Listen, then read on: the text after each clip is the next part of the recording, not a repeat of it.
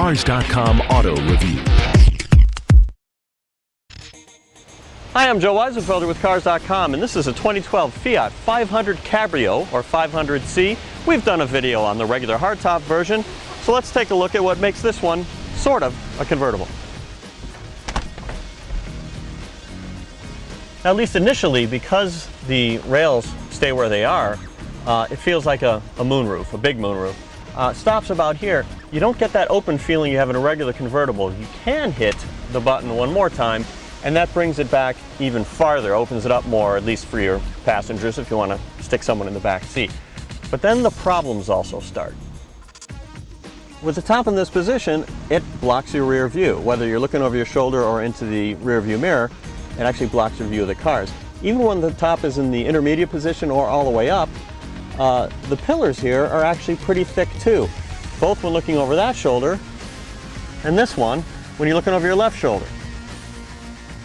Now, I drove a hardtop 500 before, and I found the driver's seat a little uncomfortable because of the up tilt to the cushion.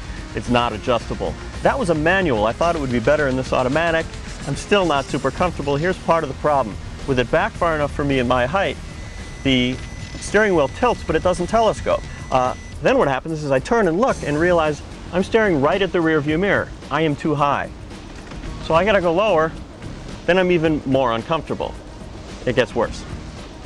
In terms of visibility, they have, as an option, a little TomTom portable GPS device, and it mounts and gets its power from the dashboard. That's great, right? Until you realize I have this much space to look through between the TomTom and the rear view mirror.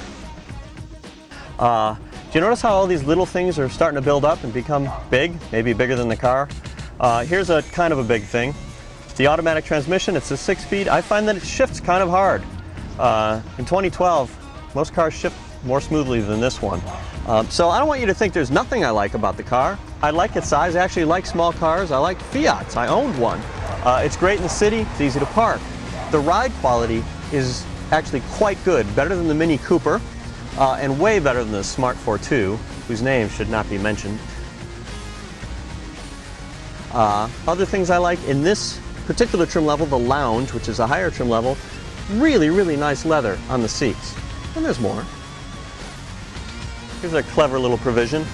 If you have the roof in this bottommost position and you go to open the trunk, it'll move up on its own to clear, just so the door opens. Trunk is not very large, frankly, but the back seats fold down, and that's still not a given in a convertible. It's been a while since I mentioned something that bothers me. I'm sitting in the back. Even if I wanted to crunch in here, at my height, I couldn't because this thing is jabbing me in the neck. I also noticed I can't tell which button is lock and which is unlock on the key. This car annoys me. I'm sorry, just too many things add up. Cabrio adds $4,000 to the price of the regular 500. That's a lot for a not really a convertible. That brings it to $19,500 to start. If you want to get the Lounge trim level, which is what we're sitting in, that's another $4,000. I'm thinking, if you want the car, get the car. But if you want a convertible, find another one.